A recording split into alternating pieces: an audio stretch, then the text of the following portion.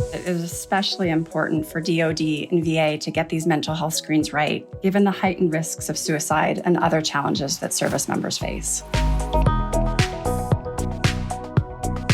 Hi, and welcome to GAO's Watchdog Report, your source for fact-based, nonpartisan news and information from the U.S. Government Accountability Office. I'm your host, Holly Hobbs. Each year, thousands of service members transition from military to civilian life. This transition can be difficult for many. Suicide rates among veterans are about 2.5 times higher during that first year of separation than for active duty military.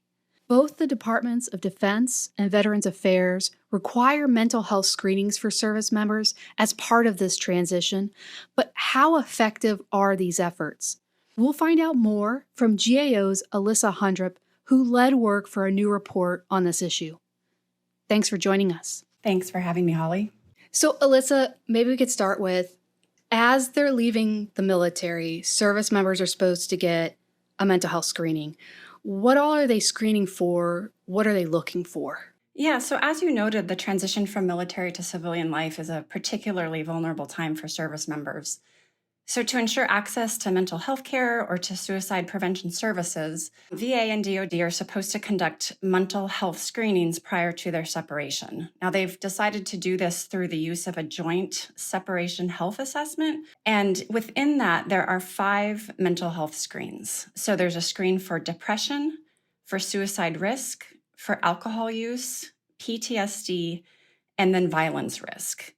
And those screenings are really supposed to be a way to identify individuals potentially at high risk or in need of care. They're not really meant to be diagnostic, but rather serve as a bridge to further evaluation or treatment as may be needed. So are service members getting these separation health assessments, or SHAs, from both the VA and the DoD? So right now, it's really only through the VA that has implemented the SHA. DoD hasn't yet implemented it. It's in the process of conducting a pilot to do so. Right now, for separation exams that are going through the DoD, the service members are not getting those mental health screens.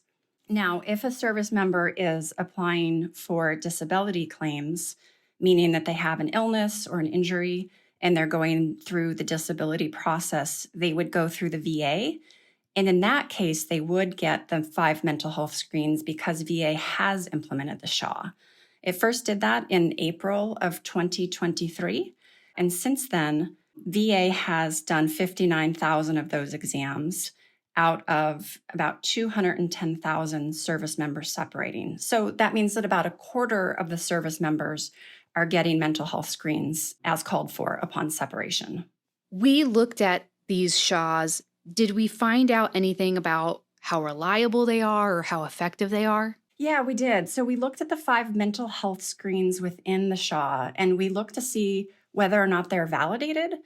And validated means that they've been tested. So they've been determined to be effective at identifying individuals at risk for a specific condition, and then really reliable at yielding consistent results if they were administered to the same person more than once.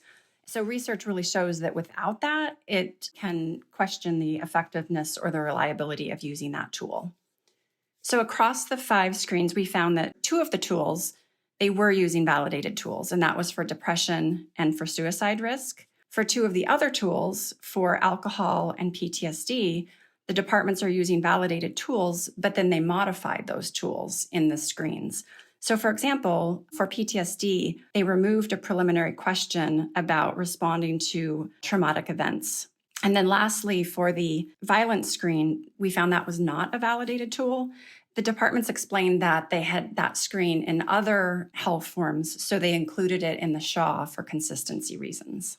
We actually talked to some behavioral health experts about the SHA. What did they tell us? Yeah, that's right. We talked to multiple experts identified from, for example, the American Psychiatric Association or the American Medical Association. And the experts generally agree that in their validated form, the mental health screens are the standard of care for those with behavioral health concerns, and they're widely used. For the violence risk screen, however, the experts were not aware of a validated tool, and they did express concerns about the effectiveness of the departments using that screen. So Alyssa just told us that while these separation health assessments can be helpful in identifying service members at risk of mental health conditions, the tools being used are not all validated. So Alyssa, what more do we think the DoD and the VA should be doing to improve their efforts? So in order to ensure the most effective identification of service members at risk, the departments really need to be using validated tools. So along those lines, we recommended that the departments use validated screens. So that could be as simple as switching to an already validated screen or taking steps to validate what they're using. And we feel this is particularly important because when we looked at data that VA had on its use of the screens, we found that over half of service members were screening positive for PTSD. So the departments really need to ensure they're getting it right. And what that means is not missing people who would have actually screened positive, or for giving false positives, which might tell somebody that they have a condition or a concern when that's not actually the case. And last question, what's the bottom line of this report? The bottom line is that it is especially important for DoD and VA to get these mental health screens right, given the heightened risks of suicide and other challenges that service members face. That was Alyssa Hundrup talking about our new report on mental health screenings. Thanks for your time, Alyssa. Thank you. And thank you for listening to the Watchdog Report. To hear more podcasts, subscribe to us on Apple Podcasts, Spotify, or wherever you listen. And make sure to leave a rating and review to let others know about the work we're doing. For more from the Congressional Watchdog, the U.S. Government Accountability Office, visit us at gao.gov.